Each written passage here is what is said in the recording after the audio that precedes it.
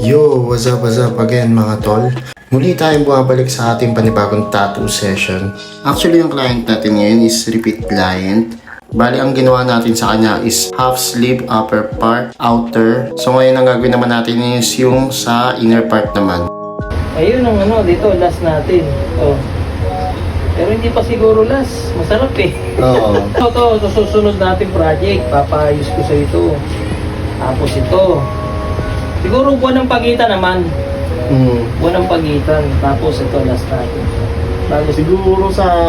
Ang presyo kasi talaga ng ito di ako nag-ano Ito talaga ang presyo ko talaga na sa akin? Abay na to?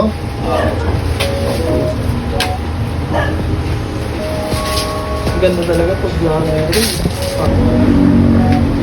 Ayo, ito. Ano yan? Ito yung pinagkopyahan ko kasi niyan. Hindi ako kumopya. Hindi na ko sunatan na asawa ko. Ito yung pinagkopyahan ko niyan. Okay. Sabi na asawa ko, ay na bang ibang design? Di nyo nag-ganda. Oo. Di ba alam mo? Konsulta ko kasi sa kanya bago ko patira. Kaya nga okay lang din. Papirma na lang ako nito mamaya. Sige. Papa-frame ko to. Sayang ito pala, no? Ito. Yan, ang puta. Mas pa rin. Ito mismo ilalagay sa kanya. Oo. Siguro ganyan di ka laki o baka liitan ko na konti. Kasi sobrang laki niya. Sakto lang din. Parang kasi ang daruma, tapos may iba ka na sobrang laki. Sa frame ko, mawas eh. Mga yan, ito please. Paano ko ito? Gawa ko ng frame.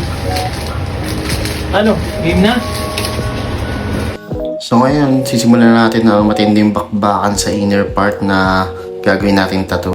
Shoutout nga pala sa Madkid Stencil Solution. Siyempre kung matinding tattoo yung gagawin natin, kailangan matinding stencil solution din. Siyempre para hindi mabilis mabura, siyempre matagal-tagal din tong magiging tattoo session natin, kaya kailangan natin yung makapit na stencil. And ngayon, check namin kung tama ba yung pagkakalapat namin stencil and kung nasunod ba yung gusto ni client na maging itsura ng tattoo niya. Backstory nga pala nung design na ginawa natin. Bali, hindi ito yung unang design na ginawa natin para kay client. Bali, ang gusto lang sa niya is Hanya mask na merong background, may sakura flower. Ang ginawa ko noong una, nag-research ako ng mga iba't ibang klaseng Hanya mask sa Google, Pinterest. Pero meron kasi isang tropa na nagbigay sa atin ng figure na pan-display na Hanya mask. Yun, and din-drawing ko siya, tinry ko lang kung okay ba maging kakalabasan. And yun nga, nagpapalit ng design si client. Di yata nagustuhan nung misis niya. Pero okay lang naman. Gusto daw ni Sir medyo matapang daw na Hanya mask. So, nag-research ako ng mga Hanya mask and Oni mask sa Google saka sa Pinterest. So, meron ako nakikita na isang Oni mask. Tingin ko mas maganda yung itsura ng Oni mask. Mas mukha siyang matapang. May pagka-undead samurai yung itsura niya. Pero syempre, katulad ng mga ibang ginagawa nating design, hindi natin kinakopya yung mismong itsura nung design. So, bali kinukuha ko lang yung concept o yung parang base niya.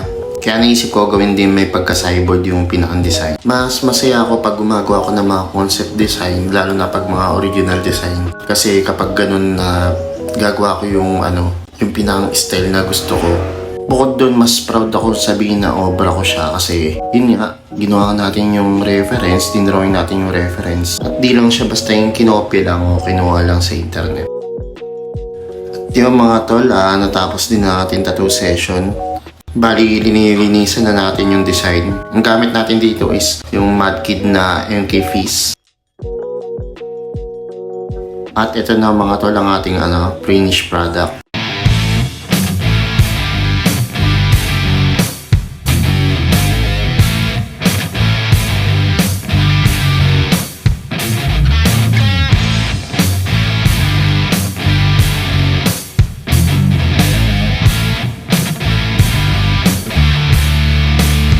Sa mga gusto rin magpa-schedule o magpa-book ng tattoo, ito yung Facebook page ko. And pwede nyo rin akong message sa aking personal Facebook. Yun lang mga tol, kita-kits ulit sa susunod na tattoo session.